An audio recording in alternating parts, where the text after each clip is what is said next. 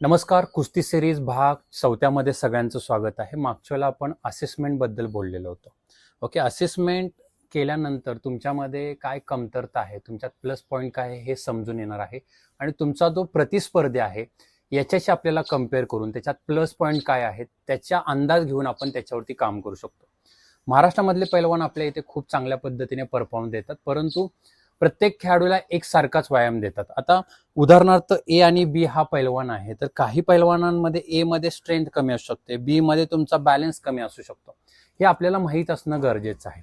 Assessment करताना आपण कोणत्या फॅक्टरवरती असेसमेंट केलं जातो, तर एखादी कुस्ती खेळताना त्याच्यामध्ये भरपूर साऱ्या फिटनेस फॅक्टरची गरज असते. आता फिटनेस फॅक्टर म्हणजे काय, मी साध्या भाषेमध्ये सांगतो की ताकद असेल, ताकद म्हणजे तुमची शक्ती, पॉवर असेल म्हणजे स्फोटक ताकद असेल, एंडोरन्स म्हणजे एखादं कुस्ती खेळताना तुम्ही जवळपास ती 6 मिनिटाची कुस्ती खेळत असता आणि 6 मिनिटापेक्षाही जास्त महाराष्ट्र केसरी किंवा तुम्ही आखाडे खेळता त्यावेळेला सुद्धा तुम्ही जास्त कुस्ती खेळत असता.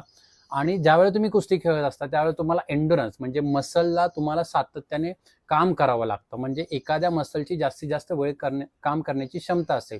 कार्डिओव्हॅस्क्युलर एंडोरन्स म्हणजे बऱ्याच वेळेला आपल्याला दम लागतो, तो इम्प्रूव्ह करण्यासाठी. स्पीड असेल म्हणजे गती असेल, ॲजिलिटी असेल म्हणजे चपळता एखादी कुस्ती खेळताना.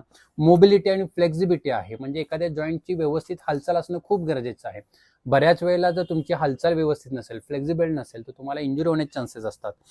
त्यानंतर बॅलन्स आहे, कोऑर्डिनेशन आहे. एखादा बॅक थ्रो करताना तुम्हाला बॅलन्सची गरज असते, तुम्हाला कोऑर्डिनेशन. एखादा पैलवान जर तुम्हाला अटॅक मारायला जातो त्यावेळेला तुमचे लक्ष तेवढं पाहिजे, तुम्हाला जागरूक कुस्ती केली पाहिजे.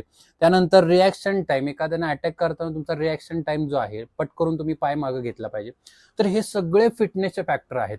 मग आता या फिटनेसच्या फॅक्टरमध्ये तुमच्यामध्ये कोणती कमतरता आहे त्याची आपल्याला असेसमेंट करायची आहे आणि तुम्हाला दुसऱ्या पैलवानांशी तुम्हाला त्याची कम्पेअर करून तुम्हाला त्याच्यामध्ये इम्प्रूव्ह करायचे. माझ्यामध्ये ताकद कमी आहे, तर ताकदीच्या काही टेस्ट आहेत, एंडोरन्सच्या आहेत, पॉवरच्या आहेत.